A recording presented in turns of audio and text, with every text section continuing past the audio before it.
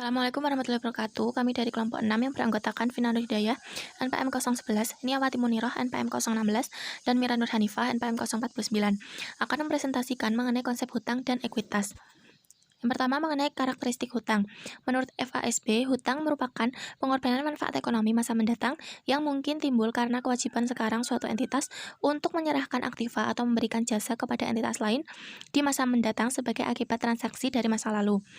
Nah, dari pengertian ini, hutang memiliki dua komponen utama. Yang pertama, kewajiban sekarang, yang memiliki arti bahwa kewajiban itu timbul karena pada saat sekarang suatu entitas memiliki tanggung jawab yang tidak dapat dihindari untuk menyerahkan barang atau jasa. Nah, hutang ini sering juga disebut dengan klaim atau hak tertentu pihak lain terhadap aktiva suatu perusahaan, yang dikelompokkan menjadi kewajiban pada kreditor atau hutang yang memiliki hak untuk didahulukan pelunasan dalam kasus likuidasinya, dan kewajiban pada pemilik atau owner's equity. Hak atas aktiva hanya didasarkan pada sisa aktiva setelah kewajiban terhadap kreditor dipenuhi.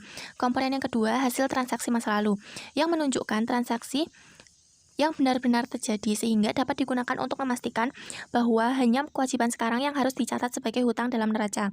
Syarat ini membutuhkan adanya suatu kriteria khusus untuk menentukan apakah suatu kewajiban telah terjadi atau belum. Misalnya dalam pemesanan pembelian barang secara kredit, dikatakan sebagai peristiwa masa lalu adalah saat penerimaan barangnya, bukan saat dilakukan pemesanannya. Selanjutnya, pada kasus unperformed executory contract, yang merupakan kontrak yang belum dilaksanakan oleh kedua pihak, maka kontrak ini tidak dapat dijadikan dasar dalam mengakui hutang. Yang kedua, mengenai terjadinya hutang. Interpretasi terhadap kejadian yang dapat menimbulkan hutang memainkan peranan penting dalam mengakui hutang yang akan disajikan dalam neraca. Hutang tidak hanya terjadi karena faktor kontraktual yang didasarkan pada aspek yuridis, tetapi juga karena faktor lain yang memenuhi kriteria pengakuan hutang. Keadaan yang dapat menimbulkan hutang. Timbulnya hutang tergantung pada terjadinya suatu transaksi atau kejadian yang bersifat eksternal. Transaksi ini dapat berupa transaksi keuangan ataupun non-keuangan, seperti timbulnya kecelakaan yang menimbulkan kewajiban untuk mengganti suatu kerusakan. Menurut Kohler, menyatakan bahwa hutang harus dibayar dalam bentuk uang, barang, atau jasa.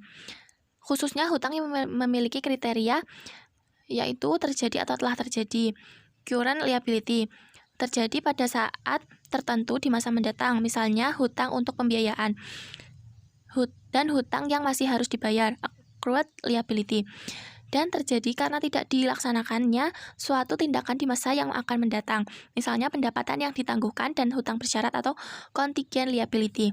Atas dasar hal ini, dapat dirumuskan bahwa hutang dapat terjadi karena beberapa faktor.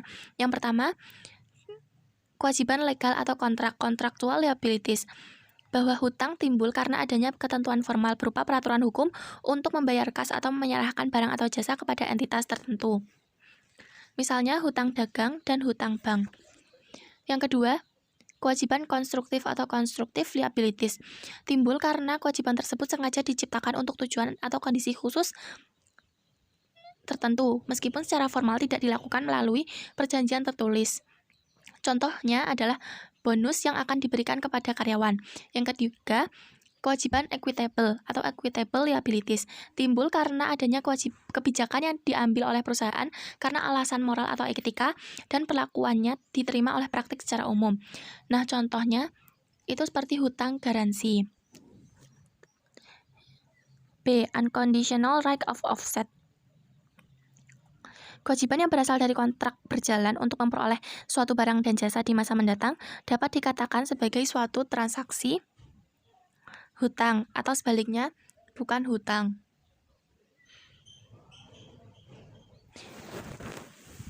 Sebelum barang benar-benar ada dan terikat dengan kontrak, maka terdapat satu hak tidak bersyarat untuk menguasai aktiva.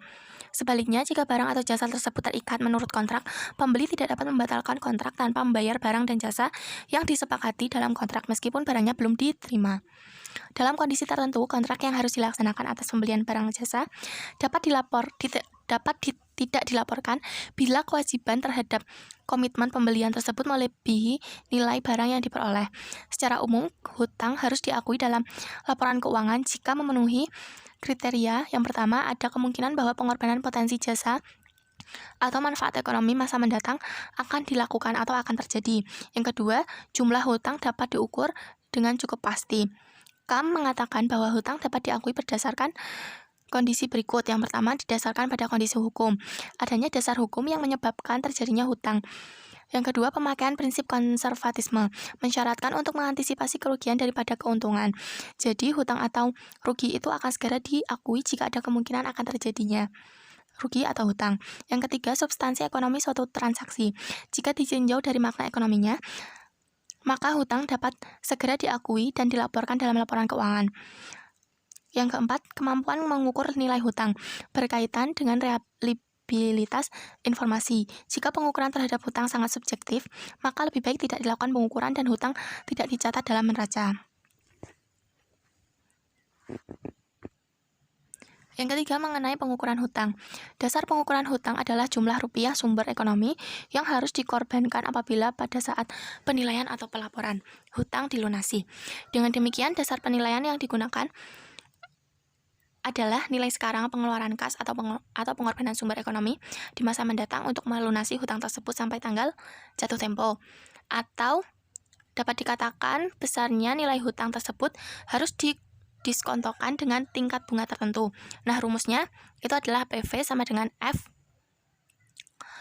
F1 plus R pangkat T, di mana PV adalah nilai sekarang dari hutang pada tanggal penilaian, F aliran kas masa mendatang pada periode T dari tanggal penilaian, dan R merupakan tingkat bunganya. Weil menyebutkan bahwa pendiskontoan terhadap elemen laporan keuangan hanya dapat dilakukan bila elemen tersebut menunjukkan klaim kepada atau kewajiban untuk membayar sejumlah tertentu yang dapat ditaksir dengan cukup pasti. Perusahaan akan membayar jumlah tersebut dalam periode lebih dari 1 tahun setelah tanggal neraca. Klaim atau kewajiban timbul dari transaksi kecuali transaksi eksekutori kontrak dan perusahaan telah merevaluasi elemen neraca karena adanya informasi baru. Selanjutnya, mengenai penyelesaian hutang. Hutang dianggap selesai atau dilunasi apabila suatu perusahaan telah melakukan kewajiban untuk menyerahkan aktiva atau jasa kepada pihak lain. Secara konseptual, pelunasan hutang dengan menggunakan saham dan atau dividen saham itu tidak dapat dikatakan sebagai pelunasan hutang, karena saham itu bukan merupakan kelompok aktiva atau jasa. Sedangkan jika menggunakan dividen kas, maka dikatakan sebagai pelunasan hutang. Karena pengumuman tentang pembagian dividen kas itu jelas-jelas merupakan hutang dan menimbulkan adanya hutang. Penyelesaian kewajiban yang ada sekarang dapat dilakukan dengan berbagai cara, misalnya dengan pembayaran kas, penyerahan aktiva, pemberian jasa, penggantian kewajiban tersebut dengan kewajiban yang lain, atau konversi kewajiban dengan ekuitas. Selanjutnya, insubstance deficiency merupakan suatu rencana perjanjian di mana seorang debitur menempatkan sejumlah tertentu hak moneter secukupnya yang bebas risiko pada kuasa badan perwalian atau trust tertentu untuk digunakan sebagai pembayaran hutang di masa mendatang. Perlakuan terhadap insubstance deficiency ini sering menimbulkan pro dan kontra. Sebenarnya dalam insubstance deficiency, perusahaan telah menempatkan aktiva tertentu pada badan perwalian. Hal ini menunjukkan bahwa pengorbanan telah dilakukan karena perusahaan telah menyerahkan aktiva tertentu. Sebaliknya, pihak yang mengkritik pernyataan ini menyatakan bahwa perusahaan sebenarnya belum benar-benar membayar kewajibannya. Nah, beberapa akuntan juga meragukan perlakuan dari hutang yang dilunasi dengan cara ini, terutama bila aktiva yang diserahkan tidak sesuai atau hilang. Dalam kondisi ini, bila ternyata aktiva yang diserahkan tidak memenuhi syarat, maka hutang harus dicantumkan kembali dalam neraca. Selanjutnya, mengenai kredit tangguhan atau deferred credit. Kredit tangguhan yang bukan merupakan kewajiban juga harus dikelompokkan sebagai hutang apabila kredit tangguhan tersebut sesuai dengan prinsip akuntansi berterima umum. Misalnya deferred tax yang berasal dari alokasi pajak, deferred pension cost, dan lain sebagainya. Masalah yang berkaitan mengenai kredit tangguhan ini adalah mengenai perlakuan kredit tangguhan tertentu yang dimasukkan sebagai hutang. Misalnya uang muka yang dibayar pembeli tetapi produk belum diserahkan kepada pembeli. Hal ini menunjukkan adanya kewajiban untuk menyerahkan aktiva atau jasa pada masa mendatang kepada pembeli. Nah, transaksi ini jelas dianggap sebagai hutang. Selanjutnya, kredit tangguhan yang sering menjadi masalah laba kotor belum direalisir, yang timbul dari penjual angsuran. Apabila prinsip pengakuan pendapatan atas penjualan angsuran diterapkan, laba hanya akan diakui bila terdapat kas yang diterima atas penjualan angsuran tersebut. Laba kotor belum direalisir merupakan perbedaan antara penjualan dengan kos barang terjual atas penjualan angsuran. Selanjutnya, hutang dan rugi kontingensi, contingent loss or liabilities. Kontingensi sendiri merupakan suatu kondisi atau situasi yang menimbulkan ketidakpastian akan timbulnya kemungkinan hutang atau rugi suatu perusahaan, di mana timbulnya kemungkinan tersebut tergantung pada terjadi atau tidaknya suatu perusahaan atau lebih di masa mendatang. Rugi kontingensi ini sering menjadi masalah dalam pengakuan hutang, terutama menyangkut kewajiban sekarang atau masa mendatang. FASB sendiri menyatakan bahwa suatu hutang dapat dilaporkan apabila ada kemungkinan yang cukup besar suatu kewajiban harus dibayar di masa mendatang dan jumlah tersebut dapat ditaksir dengan cukup pasti. Hutang kontingensi bersyarat harus diungkapkan dalam laporan keuangan apabila kemungkinan pembayarannya tidak besar dan juga tidak kecil. Hutang bersyarat yang memiliki probabilitas cukup tinggi antara lain berupa pemberian garansi purna jual atau hutang garansi atas penjualan yang telah dilakukan. Setelah membahas mengenai penyelesaian hutang, kemudian selanjutnya akan membahas mengenai konsep ekuitas. FASB Statement of Financial Accounting Concept nomor 6 mendefinisikan ekuitas sebagai hak sisa terhadap aktiva suatu entitas setelah dikurangi hutang. Ada dua karakteristik ekuitas. Yang pertama, ekuitas sama dengan aktiva neto, yaitu selisih antara aktiva perusahaan dengan hutang perusahaan. Kemudian yang kedua, ekuitas dapat bertambah atau berkurang karena kenaikan atau penurunan aktiva neto, baik yang berasal dari sumber bukan pemilik maupun investasi oleh pemilik atau distribusi kepada pemilik. Selanjutnya ada teori ekuitas. Teori ekuitas merupakan teori yang menjelaskan sudut pandang yang digunakan dalam akuntansi berkaitan dengan penyusunan dan penyajian laporan keuangan. Teori ekuitas ini ada 5. Yang pertama ada teori proprietari. Teori ini memusatkan perhatiannya kepada pemilik. Dengan demikian, tujuan perusahaan adalah meningkatkan kemakmuran pemilik. Persamaan akuntansi yang dapat digunakan adalah aktiva dikurangi hutang sama dengan modal. Teori proprietari ini sangat cocok diterapkan untuk organisasi perusahaan, perseorangan, dan firma karena dalam bentuk organisasi ini ada hubungan personal antara manajemen perusahaan dengan pemilik perusahaan. Pengertian laba bersih bagi pemilik dapat diinterpretasikan sebagai sisa laba bersih yang dialokasikan kepada modal pemilik, dan book value per share dapat diinterpretasikan sebagai book equity per share menurut pendekatan entitas. Karena sudut pandang yang digunakan adalah pemilik, maka pengukuran dengan menggunakan current value dipandang lebih relevan dibandingkan historical cost. Selanjutnya ada makna laba atau income. Laba merupakan kenaikan kekayaan atau kemakmuran pemilik selama satu periode yang menjadi hak bagi pemilik. Selanjutnya, teori yang kedua yaitu teori entitas. Kenyataan menunjukkan bahwa perkembangan kegiatan usaha menyebabkan perusahaan menjadi unit usaha yang berdiri sendiri terpisah dari identitas pemilik. Dan demikian, transaksi atau kejadian yang dicatat dan dipertanggungjawabkan adalah transaksi yang melibatkan perusahaan. Perusahaan dianggap bertindak atas nama dan kepentingannya sendiri terpisah dari pemilik. Teori entitas ini didasarkan atas persamaan akuntansi, yaitu aktiva sama dengan hutang ditambah dengan modal, atau aktiva sama dengan modal dikali hutang ditambah dengan modal pemilik. Teori entitas ini memiliki dua versi, yaitu versi tradisional dan versi baru. Versi tradisional, perusahaan beroperasi untuk pemegang ekuitas, yaitu pihak yang memberi dana bagi perusahaan. Dengan demikian, perusahaan harus melaporkan status investasi dan konsekuensi investasi yang dilakukan oleh pemilik. Kemudian versi baru, perusahaan beroperasi atas namanya sendiri dan berkepentingan terhadap kelangsungan hidupnya sendiri.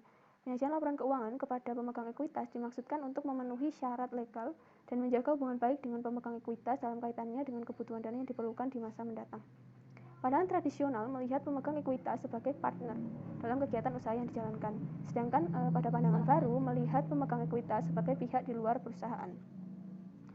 Karena pemilik dan kreditor merupakan pemegang kekuasaan yang memberi dana, maka persamaan akuntansinya adalah aktiva sama dengan ekuitas. Selanjutnya ada makna laba.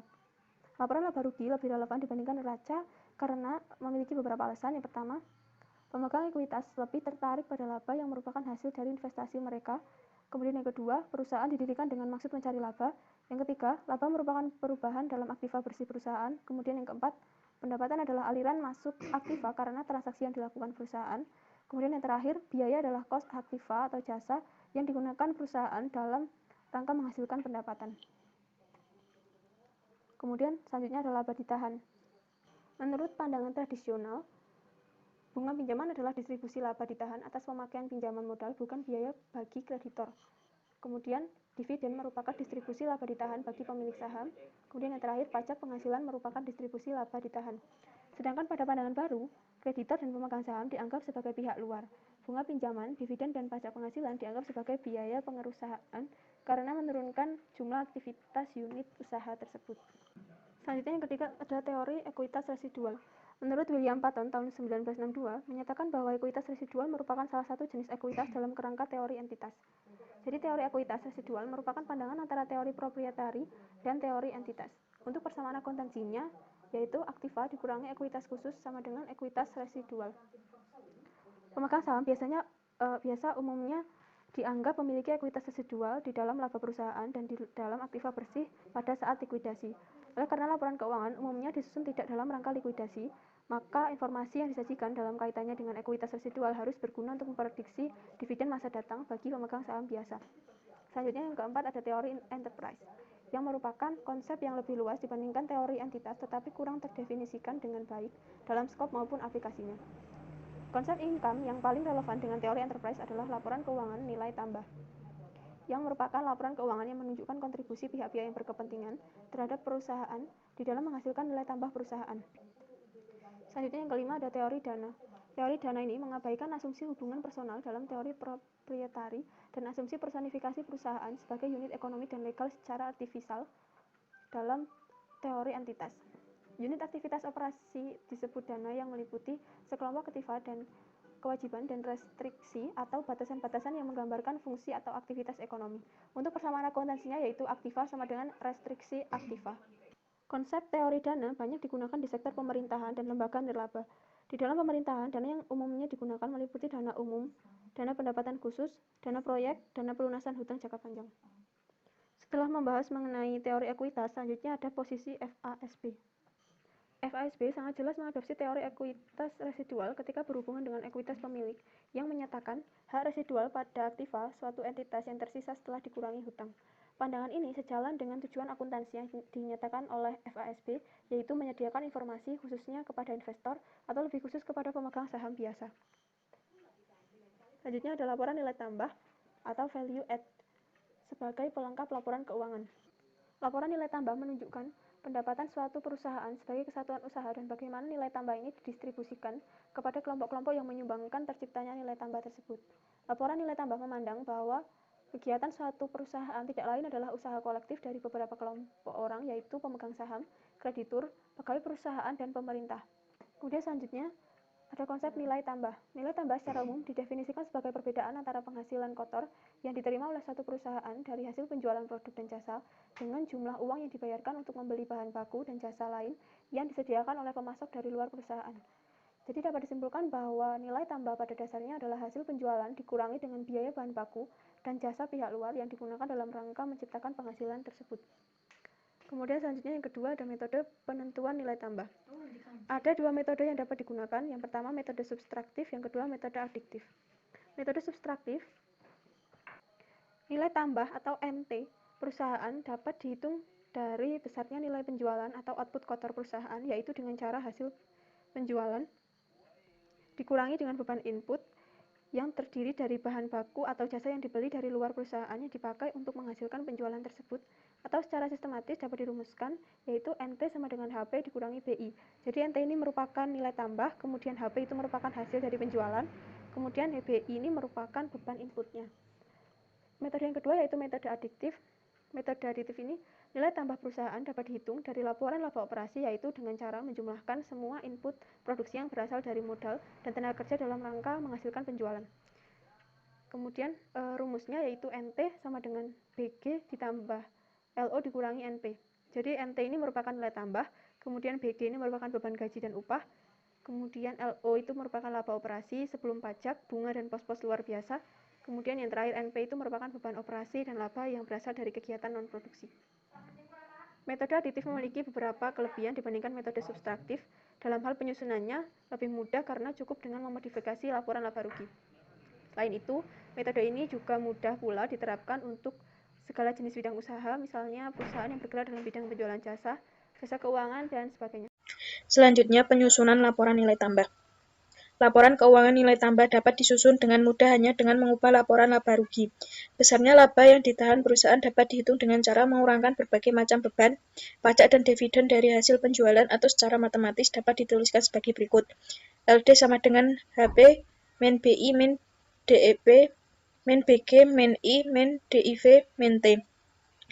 LD merupakan laba ditahan, HP hasil penjualan, BI total beban input bahan baku dan jasa lain, BG beban gaji dan upah pegawai, DEP beban depresiasi, I beban bunga, DIV dividen yang dibayar, T pajak penghasilan. Dengan mengubah persamaan yang pertama, maka dapat dihitung besarnya nilai tambah bersih, yaitu dengan rumus HP min BI min DEP sama dengan BG plus I plus DIV plus T plus LD. Jika nilai depresiasi dalam persamaan 2 dipindahkan ke sebelah kanan, maka persamaan akan didapatkan besarnya nilai tambah kotor, yaitu dengan rumus HP min BI sama dengan BG plus I plus DIV plus T plus LD plus DEP.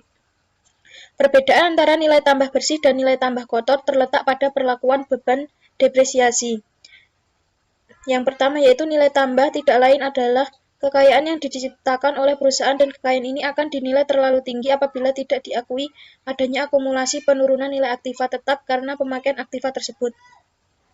Yang kedua, sesuai dengan konsep konsistensi dan matching antara penghasilan dan beban, maka beban depresiasi harus diperlakukan pula seperti halnya beban input bahan baku yaitu pengurangi hasil penjualan. Dan perbedaan yang ketiga yaitu nilai tambah bersih menghilangkan adanya perhitungan ganda, sedangkan nilai tambah kotor akan menghasilkan perhitungan ganda karena tidak dikurangkannya beban depresiasi dari hasil penjualan. Dan yang keempat yaitu ide suatu perusahaan merupakan hasil kerja kolektif beberapa kelompok orang yang sesuai dengan konsep nilai tambah bersih. Manfaat laporan nilai tambah. Yang pertama yaitu ada pengungkapan. Laporan nilai tambah merupakan usaha untuk memberikan informasi yang lengkap dan relevan tentang kegiatan perusahaan dengan memasukkan informasi beberapa kelompok orang yang berkepentingan terhadap perusahaan, seperti pemilik, kreditur, pegawai, dan pemerintah. Yang kedua ada sederhana dan fleksibel. Laporan nilai tambah sangat mudah disusun hanya dengan memodifikasi laporan laba rugi.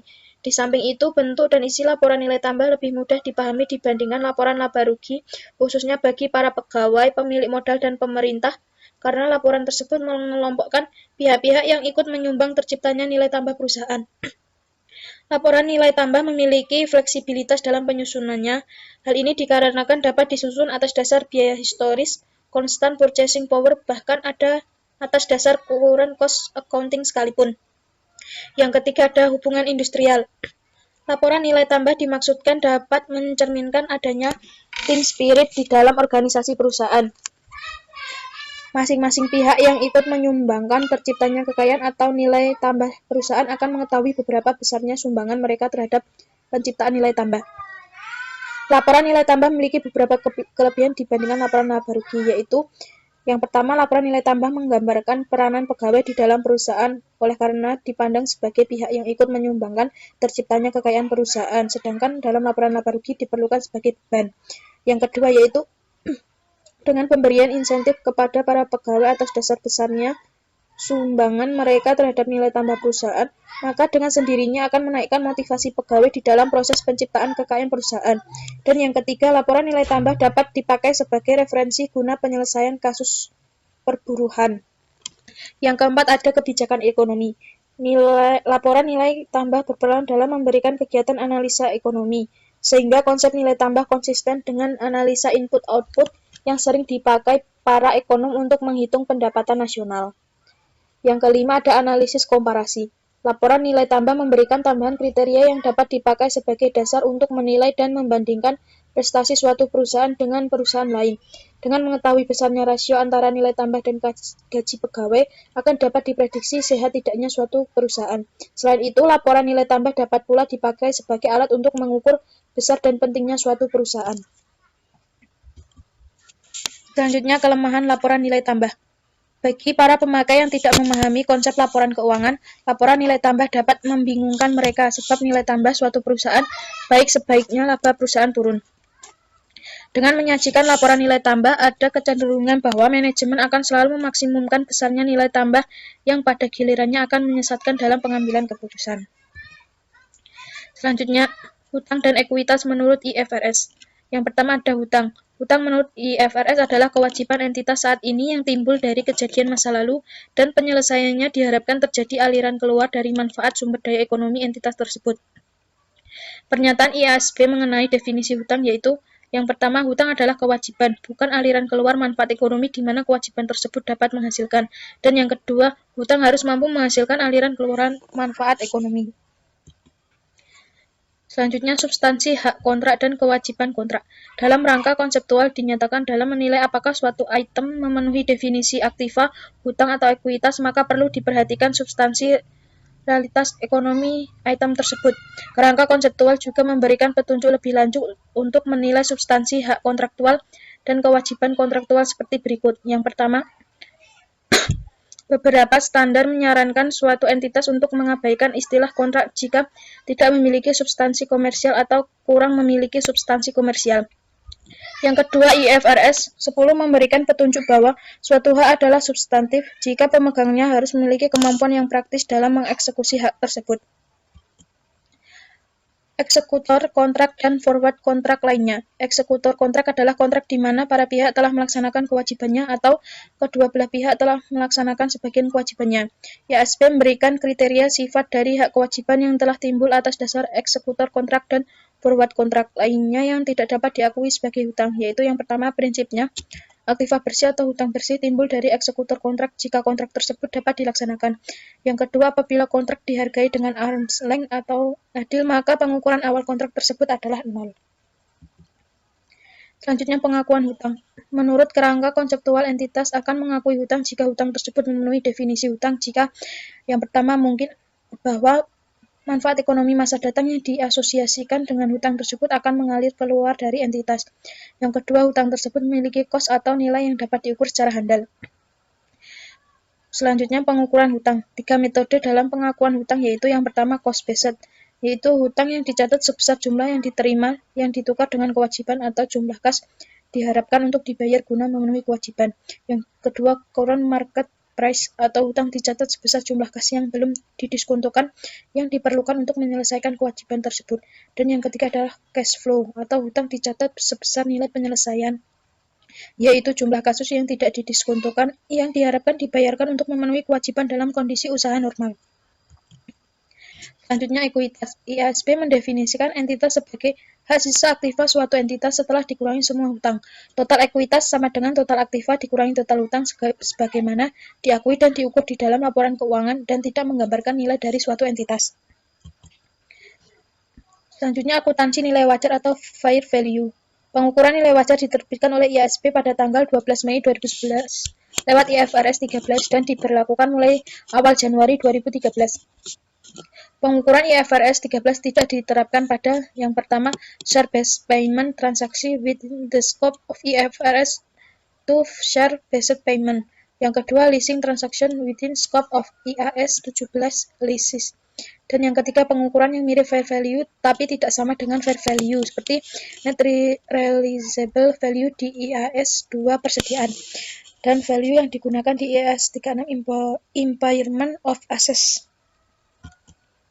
Sekian presentasi dari kelompok kami. Jika ada kesalahan kami mohon maaf.